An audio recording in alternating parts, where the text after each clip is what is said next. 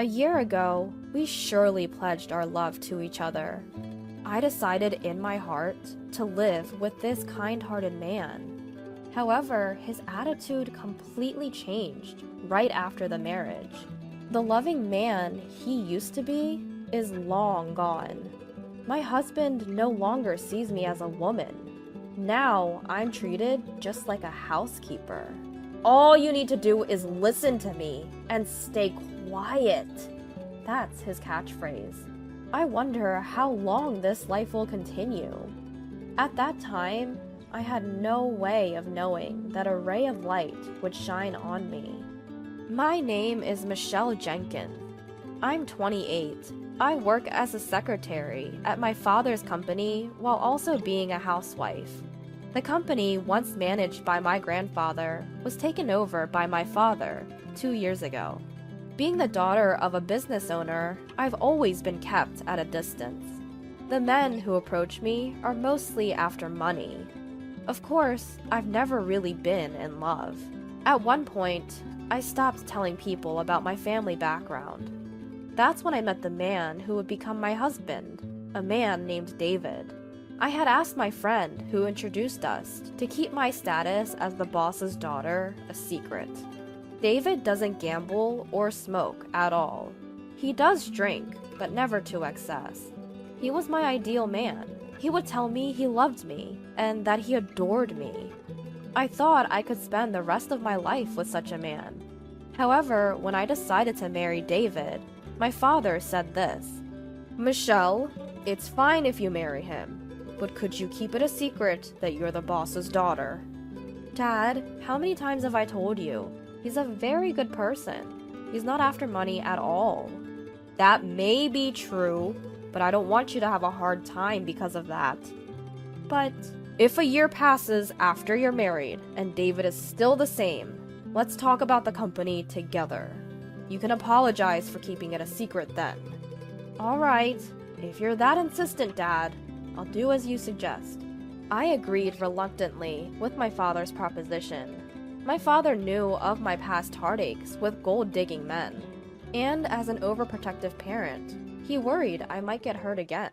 I decided I could share the truth with David after a year, as per my father's advice, and until then, I would just be an ordinary secretary. And so, under these circumstances, David and I got married. Now, a year after our wedding, I still haven't revealed the truth to him. The reason is simple. He is no longer the kind man he used to be. As soon as we got married, his behavior became cold and distant. He would come home from work, already in a foul mood, and began to nitpick at the dinners I prepared. "Hamburgers for dinner? Again? We're not children. Can't you think of anything else?" "But, David, you used to love my burgers, didn't you? I've made them countless times before." "Don't talk back! You're always short on dishes. Besides the easy dishes, like salad and soup, you should be able to make at least 5 other dishes." 5 dishes? That's a lot. I have work too, you know. I can't manage that much. What? When I tell you to do something, you do it. I married you, so you should listen to what I say. I'm sorry. The warmth and kindness he used to show were gone, replaced by a coldness as harsh as ice. At the time, I only thought, he must have had a bad day. But his behavior started to get worse. By the time half a year of our marriage had passed, David had become a full-fledged tyrant. Not just about the cooking. He would complain about everything, from the way I folded the laundry to how I cleaned the house. If I tried to protest, even a bit, he would yell at me with a terrifying look on his face. Just being yelled at would have been bearable, but sometimes he would even throw the meals I made into the trash. A year after our wedding, his tyrannical behavior hasn't changed, and if anything, it's getting worse. Just the other day, I was delayed at work and didn't get home until after 7 p.m.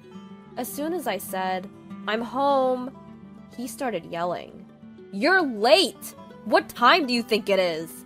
I'm sorry. Work just got a bit out of hand. I'll start on dinner right away. Work got out of hand? A mere secretary like you don't have that much work to warrant staying late. But I really did. I'm handling some accounting tasks too, so there's a lot to process. Don't talk back to me. It's unthinkable for a woman to come home later than her husband. Next time, if you come back later than me, you're quitting your job. That's not fair.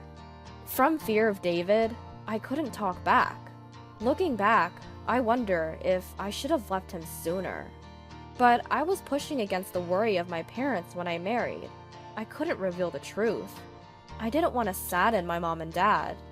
So I silently bore it, all by myself. Then one day at work, during a break, my father called me into the reception room. I often went in and out of the reception room because I often assisted my father as his secretary. As I entered, my father was already inside. "What's up?" I asked. My father, looking pleased, replied, "It's been a year since you got married to David, right? I think it's about time you told him the truth, as promised." "Oh, yeah, we had that agreement." "Is something wrong? You don't seem happy. Didn't you say that David wasn't after the money?" "Well, yes, but it's just, right now, it's a bit..." Seeing my troubled expression, my father smiled and tried to comfort me, patting my shoulder. "Did you have a fight with David?" "Well, you're both young and newlywed. I guess it's inevitable. My wife and I also had our fair share of arguments back in the day, but look at us now, still happily together. I'm sure you'll be okay, Michelle." "It's not exactly a fight." "Don't worry, everything will be alright. I mean, every couple has their share of arguments, right?" "Well, I suppose you're right." "Anything else bothering you?" "No, nothing really. I'm okay, but I guess I want to wait for things to settle down a bit before I talk to him." "Ha! Well, don't let it get you down too much. A little marital spat is pretty common." It seemed my father thought we were just having a minor argument. To avoid worrying my parents, I hadn't consulted them about my husband up until now. Because of this, my father seemed to believe things were going well between us. "Well, you better make up with David soon." Saying that, my father left the room. Left alone in the room, I was choked with emotions I didn't know how to deal with. I had married David despite my parents' concerns. I absolutely couldn't tell my father about the deteriorating relationship between David and me, but sooner or later, I'd have to talk about it or risk arousing suspicion. To prevent my father from becoming suspicious, I had to maintain my relationship with my husband, somehow. And if possible, I wanted to steer our relationship in a positive direction. That night, I came home on time to talk with David, waiting for him to return. Just as I finished making dinner, he came home. I immediately broached the subject with him. "David, there's something I want to talk about." "Huh? I'm tired, you know." "It's important. Look, we're married, right? I want our relationship to be equal and enjoy our lives together every day." "Equal? Ah, what are you talking about? There's no way you and I are equal." My husband grabbed my hair, yanking it up harshly. "Ouch!" I couldn't help but cry out, but he didn't let go. As if mocking my wincing face, he slowly opened his mouth. "Listen well. I'm the one who did you the favor of marrying you. Be grateful that I deigned to marry a plain and useless woman like you." "Did me the favor? David, didn't you say you loved me?" "Don't make me laugh. I just pretended to like you because you seemed obedient and would be a handy housekeeper." That's not true. You just need to be quiet and listen to me, housekeeper." With these words, he yanked my hair towards his face. From that day on, I gave up hoping. There was no chance of us being equals. And I didn't want to worry my parents, nor could I get a divorce. My appetite dwindled day by day, and I ended up just living with my roommate, my husband. Then one day, while living such a life, I woke up feeling completely exhausted. My head hurts, and I feel a chill. When I took my temperature, it was a whopping 104 degrees Fahrenheit. I forced my aching body to sit up and called out to my husband. "David, I'm sorry, I don't think I can make breakfast today." "What? Why not?" "I've got a fever of 104. I'm in so much pain. Can I just stay in bed for the day?"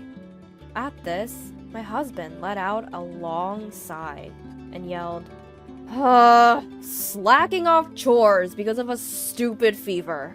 Get to work, you good-for-nothing." "But, please forgive me. I'm really sick." "Shut up! Stop making excuses. You're just a housemaid. Don't you dare defy your master." "Please, just for today. I'm begging you." He clicked his tongue loudly, swung the door open with a bang, and left the room. Next thing I knew, my hands were shaking, and my body was trembling uncontrollably. I finally realized just how close to the edge I was being pushed. If I continue like this, I'll break down, for real. Continuing to live like this, it'll drive me mad, body and soul. I need to do something, but what can I do? I want to think of a way out, but my fever is making my head heavy, and I can't think straight. Maybe it was because I'd been on edge for so long, but I fell back asleep. Several hours later, I was awakened by my husband's raging voice. "Hey! Didn't I tell you to wake up, you dumb woman?" "Huh?" "David." Outside the window, it was already dark. My fever had gone down a lot, but my body was still heavy, and a faint headache lingered. Despite my state, he vented his anger. "I called you multiple times. What are you doing sleeping?" "Called?" "I sent you a text saying I'm bringing my boss home, prepare drinks and snacks. Didn't I?" "Huh? Wait a minute. You knew I was sick today, right? And yet you brought your boss home?" "I invited him to continue drinking at home. My promotion depends on this. Get up and get things ready, now!" "No, I can't. I'm still in my pajamas, and I'm not feeling well at all." "Shut up! Just get out here, now!" As he yanked me by the arm and forced me to stand in the kitchen, my husband then hurried back to his boss, who was likely waiting at the entrance. "Sorry to keep you waiting. Please, come on in." From the entrance, I could hear my husband speaking cheerily. "Are you sure this is okay? This late? I'm sure your wife wouldn't appreciate." "That's what I've been saying. I don't have a wife, just a housemaid." "A housemaid?" "Sort of like a maid wife, you could say. But please, don't mind." As he said this, my husband led his boss into the living room. I was in my pajamas, without any makeup, so I bowed my head in embarrassment. "Nice to meet you. My husband is always telling me about you. I apologize for my appearance." "Ah, I'm the section chief, Mr. Smith. I'm sorry for intruding so suddenly." "Please, don't mind me. I'll prepare something right away." As I returned to the kitchen, hiding my face, my husband let out a tirade. "Hey! Get a move on and make something! You're absolutely useless!" I'm sorry. Just wait a little bit longer." "Instead of opening your mouth, move your hand! Despite the section chief taking the time to visit, how much more do you need to embarrass yourself before you're satisfied? Huh?" I'm sorry." "Sorry about this, Mr. Smith. Our maid is really quite useless." The section chief sat quietly, his face slightly contorted. Even as I prepared and brought over the drinks and snacks, my husband kept making snide remarks like, "You're really useless." When my husband went to the bathroom, Section Chief Smith started to speak. "Excuse me." There was no way I could ignore him. Although I was flustered, I responded, "Yes, is there something you need?" You're the daughter of CEO Allen, aren't you?" My maiden name was Allen. He was referring to CEO Allen, my father. What? How did you... I had previously visited your father's company regarding a business deal. You served me tea then, didn't you? Wait, you were from that time? I usually attended all interactions with our business partners. Each time I served tea and was introduced as the daughter of Mr. Allen. And Smith, he was one of those people. I was informed that David's workplace had become a client of my father's company, but I had not yet told my father that David was working at Smith's company. While glancing towards the bathroom, Smith continued in a hushed tone. "What's up with your husband's behavior? Is he always like this at home?" Yes. I can't believe what you've been through. Why haven't you told Mr. Allen? That is... Regardless, we can't let this continue. Leave it to me." Smith, while looking at me straight in the eyes, quickly packed up his things and left. In that moment, I felt as if something that had been restraining me was slowly being untangled. I felt a profound relief, as if I had finally found an ally. On the other hand, when David returned from the bathroom, he was stunned to find that Smith had left. "Why didn't you stop him, you good-for-nothing?" Despite his shouting, I decided to trust in Smith's words and endure it. Several days later, I was summoned by my father and headed to the company's reception room. Upon entering, I found Smith and a pale-looking David. Why is David here? And Smith, you're here too." I was confused, unable to understand the situation. In the tense atmosphere, my father started speaking with a stern expression. "I heard from Smith. You've been treated horribly by David, haven't you?" That is... "I understand. You're kind-hearted and you wanted to avoid worrying me, didn't you?" "Dad." "Thank you, Smith. Thanks to you, I was able to save my daughter." At my father's words, Smith bowed his head. Immediately afterwards, my father shot a withering glare at the ashen-faced David and coldly stated, "David, I can't believe you turned out to be such a scumbag. I shouldn't have let you marry my daughter." Wait! Please!" David pleaded, shaking visibly. "I had no idea you were the president of our business partner. I didn't know Michelle was a CEO's daughter." "Shut up! So if you knew, you would have treated Michelle better? You're truly a lowlife." No! There's no reason for this." "Oh, reason? I'm going to report you to your company's CEO. I'm acquainted with him, and we have a long-standing relationship." No way!" David filled his eyes with tears and crumbled to his knees. Then he turned to me with pleading eyes. Michelle, say something to your father for me." "You want me to say something? Huh." I raised my voice to vent my pent-up frustration.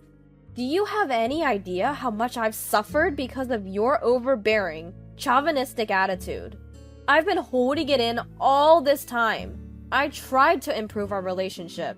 It's you who ruined everything, right? Treating me like a housemaid and constantly berating me. Do you know how humiliating that was?" Wait, Michelle, please, forgive me." "Shut up!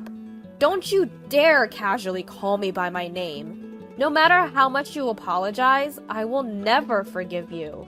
I don't care if you fall into hardship. You get what you deserve. If you understand, never show up in front of me again. Stay out of my life, forever."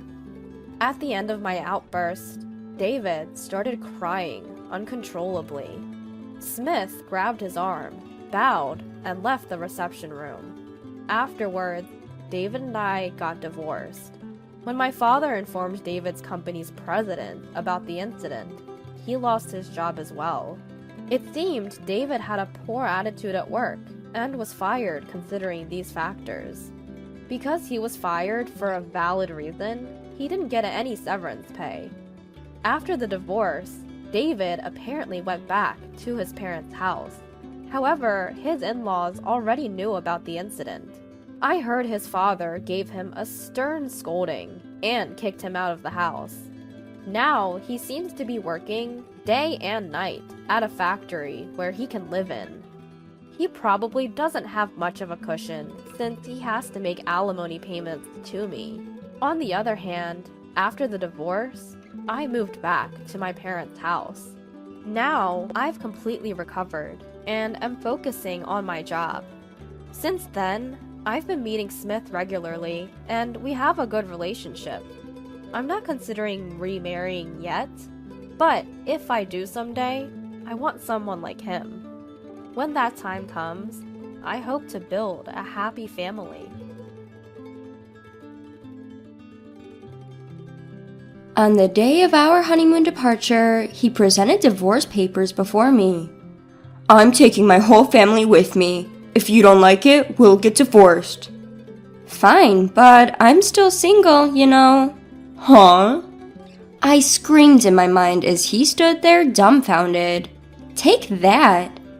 My name is Emma, 35 years old, and I work at a real estate company.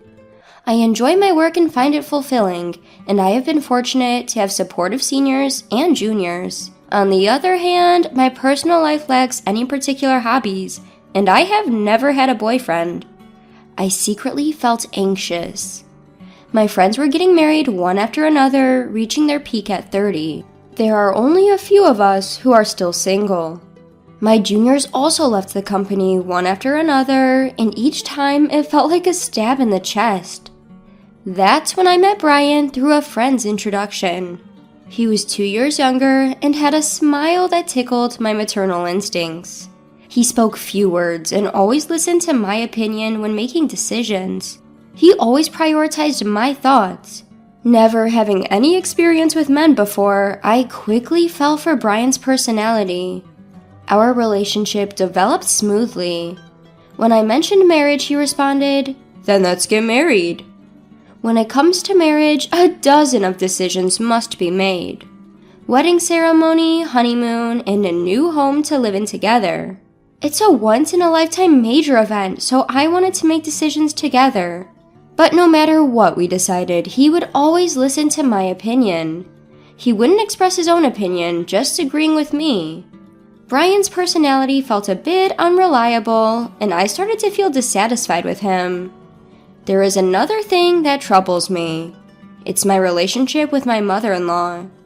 My mother-in-law's personality was completely different from Brian's easygoing nature. She doesn't listen to my opinions and immediately imposes her own ideas. Emma, when you get married, of course you'll quit your job and focus on taking care of the house, right? At your age, if you don't hurry, you won't be able to have children. Brian is working hard, so as a woman, you should focus on the family. It's the wife's duty to support her husband. When I went to greet her, these were the first words she directed at me. The husband works outside, and the wife takes care of the home. She still holds on to such old-fashioned ideas. The truth is, I earn more money than Brian. He doesn't seem to think much about it, and has even told his parents about it. But his mother doesn't seem to like it. A woman who earns more than a man doesn't have any charm. Maybe you can't do any household chores, can you? A wife should be able to cook, do laundry, clean, and take care of her husband's health. Can you do that? My mother-in-law said, looking down on me. If it were Brian saying that, it would be one thing, but isn't it different when it's my mother-in-law? It's not something to brag about, but I can manage all household chores since I've been living alone for a long time. And I have no intention of quitting my job after marriage, and I want to prioritize myself as much as Brian. That's what I thought. But Brian didn't help me even when my mother-in-law criticized me. Instead of refuting my mother-in-law, he nodded along with her statements. Because of that, I felt a bit uneasy about Brian. Can I really rely on someone like this for the rest of my life? Well, Brian is younger than me after all. Maybe he'll become more reliable in the future. If this marriage falls through, I might never get married in my life. Anxiety and desires clashed in my mind, swirling around in endless conflict. However, time doesn't wait, even if I'm troubled. There are so many things I need to decide for the wedding, the destination for the honeymoon, applying for time off from work, and so on. The to-do list keeps piling up. With a sense of unease, I spent busy days preparing for both work and marriage. One day, I consulted Brian. I think, considering our work, we can only take a long vacation at this time, so is it okay to have the honeymoon during this period? Yeah, I think it's fine. Both Brian and I have similar quiet periods at work. If we want to take a long vacation, this is the only timing we have. The problem is the wedding. The venue I've always dreamed of is so popular that it's booked for over a year in advance. In that case, what about going on the honeymoon before the wedding? I looked it up and it seems some people do that. If we have the wedding first, it will be another 2 years before we can go on the trip. If you are okay with that, Emma, then I'm fine with it too. I thought Brian wouldn't object, but to agree so readily. At this rate, it seems like all my opinions will be accepted for the honeymoon destination, the menu for the wedding, and the decoration of the venue. I do have a desire for Brian to express his own opinions a little, but it's better than being opposed. So, whenever I found a moment, I continued to progress with the preparations for the honeymoon and the wedding. In the end, we decided to go to Europe for the honeymoon. I debated until the last minute between Hawaii and Europe, but Hawaii is close by, and I'm sure there will be another opportunity to go there. So, I chose to take a trip around Italy and France, experiencing the picturesque streets and delicious cuisine. I also wanted to explore the stylish accessories and maybe buy some commemorative tableware since it's the start of a new life. After considering various schedules and destinations, I completed the application about a month before the tour. By that time, I was completely excited. After all, it's my first overseas trip. It's impossible not to feel thrilled. My mind became filled with everything related to Europe, from buying the necessary items for the trip to planning our activities at the destination. Because of that, any dissatisfaction I had with Brian had completely disappeared. As the honeymoon approached 1 week away, Brian suddenly brought up a conversation. Emma, I have a favor to ask. A favor? That's unusual. I wonder what it could be. It's rare for Brian to ask me for something. Could it be about the trip? Did he find a place he wants to visit? What is it? What's wrong? I asked, filled with anticipation, and he innocently made the request. I want to go to Champs-Élysées when we're in Paris. Mom really wants to go there. What? My mother-in-law? Wait a minute, what do you mean? I couldn't catch up with this sudden situation, but Brian replied as if it were obvious. Huh? Since everyone is going, we'll all be together even during the trip, right? What do you mean by everyone? It's a honeymoon, so it's obvious that it's just me and you, the two of us going. But my mom thinks it's normal for the whole family to go. First of all, I only made reservations for 2 people, you and me, Brian. The tour deadline was 7 days ago, so today is the last day to register.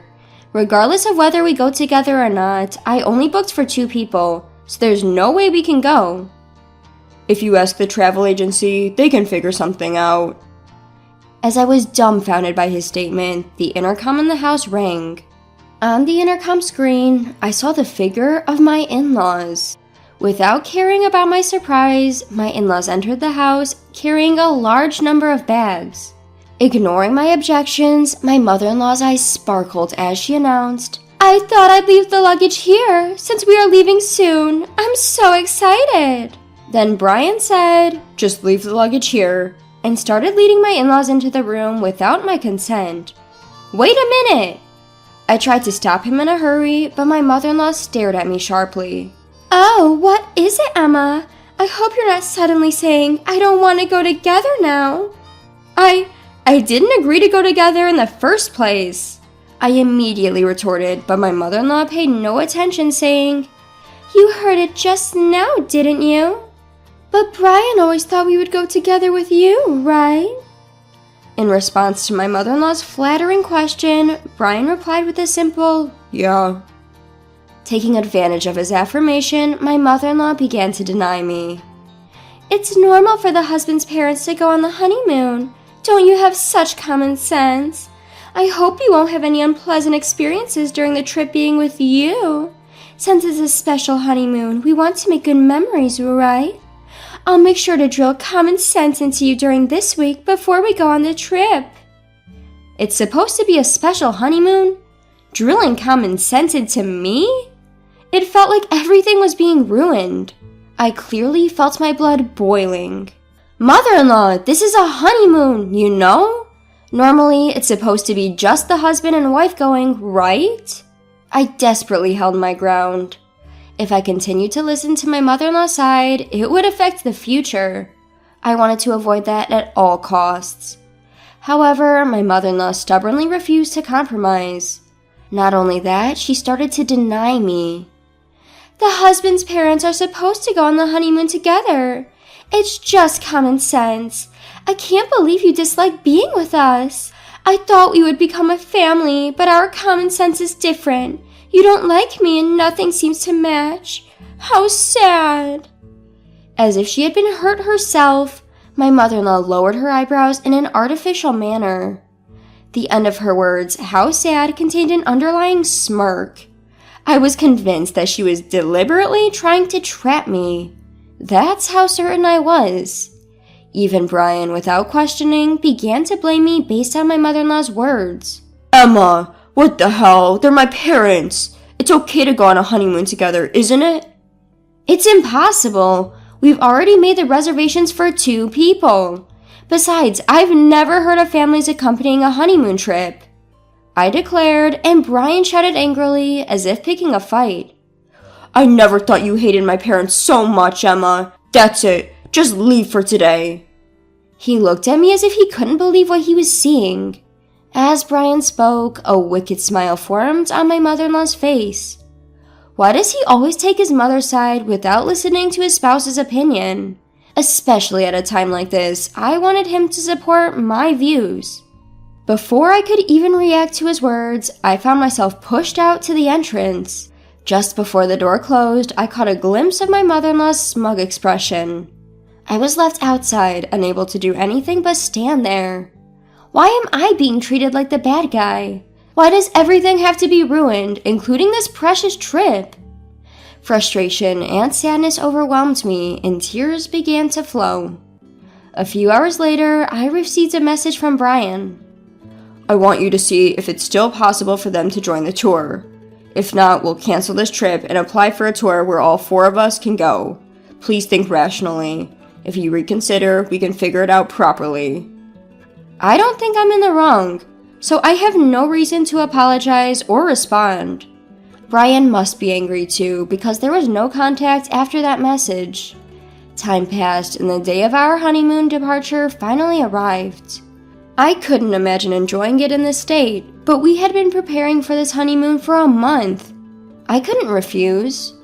As I prepared to leave the house with a heavy heart, the intercom rang. Brian had come to pick me up. We hadn't seen each other since that incident, so I didn't know what kind of face to put on. The fact that he came to pick me up meant that he still intended to go on the trip. But he didn't have a single suitcase with him. Instead, he handed me a divorce paper. After hurting my parents, you still intended to go on this trip, didn't you? I'm taking my entire family on this honeymoon. If you don't like it, let's get a divorce. My mom said it would be better that way. Saying that, he thrust the divorce paper in front of me. In that moment, I finally realized what kind of person he was. I thought he would listen to my opinions and prioritize me, that he was kind, but that wasn't the case. This man is just someone without his own opinions. and he prioritizes his family over me. That's Brian. As I came to that realization, I felt my feelings for him cooling down. Even if I were to marry him, I couldn't see myself overcoming the many challenges that awaited us in the future. And becoming a family with that mother-in-law, it was an impossible scenario. Determined, I pointed at the divorce paper in front of me and said, "Sure, but I'm still single, you know." "Huh?" Brian exclaimed, clearly surprised by my words. "Single? What do you mean?" "Weren't you listening? We talked about going on the honeymoon, but delaying the registration until the day of the ceremony. I made sure to get your permission, Brian, you know. You didn't forget, did you? The marriage certificate is still in the drawer, and you even said, 'If you are fine with it, Emma, then I'm fine too.'" "That's right. Divorce or not, we're not even married yet. There's no problem with going on the honeymoon with my maiden name." Perhaps he remembered my words as Brian's expression suddenly changed. But immediately, he turned red and raised his voice in frustration. "Are you out of your mind? To give up on marriage just because of a honeymoon? Get a grip!" I responded, matching Brian's intensity with my own strong voice. "This is the result of me being rational. I've been so desperate to get married that I couldn't see reality clearly. I don't think I can be happy marrying someone who doesn't listen to the opinions of their future spouse and doesn't support them. I'd rather stay single for life. Thanks for making me think that way." Haste makes waste. I keenly felt that this saying was true. "Hey, Emma, let's calm down and start over from scratch, okay?" He looked like he was about to cry. His pleading voice trembled. But I won't be fooled anymore. I will break free from this guy. Without realizing it, I found myself shouting loudly at Brian. "If you're so desperate for a family trip, why don't you go with your family of 3? But in return, you'll have to plan everything, from the tour reservations to the itinerary, all by yourself. After always relying on others, it's about time you experience the difficulty yourself. If you think you can handle it, go ahead, you indecisive man." I pulled out the marriage certificate from the drawer and tore it to shreds in front of Brian. In response to the sudden turn of events, his mouth was left hanging open. Overwhelmed by my determination, Brian was completely taken aback. "Well, do you understand how serious I am now? I refuse to have a future that's pitch black. It's over between you and me. Why don't you hurry back to your beloved mommy and cry to her, you mama's boy." Leaving a dumbfounded Brian behind, I slammed the front door shut. Given his state, he might actually go cry to his mother. I could easily imagine him doing that. Afterward, I contacted the tour company to cancel our reservations. Since it was a same-day cancellation, we were charged 100% of the cancellation fee. I billed Brian for the entire fee since he was the one who ruined our honeymoon. It was the natural outcome. Later, Brian blamed me for the failed marriage and spread rumors about it to those around us. However, it seemed that no one sympathized with him among our relatives and coworkers. Instead, he started to be seen as an unconventional mama's boy due to his past actions and was disliked by many. When I told my parents about the divorce, they were initially surprised, but quickly accepted it. Marriage isn't the only source of happiness. As long as you're happy, Emma, that's what matters. I couldn't be more grateful for my mother's words. As a side note, since then, my hobby has become traveling. I felt it would be a waste to let long vacations go to waste, so I embarked on my first solo trip. Going overseas was a bit difficult, but I enjoyed a relaxing time in historic cities I had always wanted to visit. Wow, being alone is actually quite enjoyable. Thanks to that historical adventure trip, I've started to fully enjoy solo traveling whenever I have time off. On my next break, I'm planning to embark on my next overseas trip. I've begun a life where I won't let myself be controlled by marriage alone.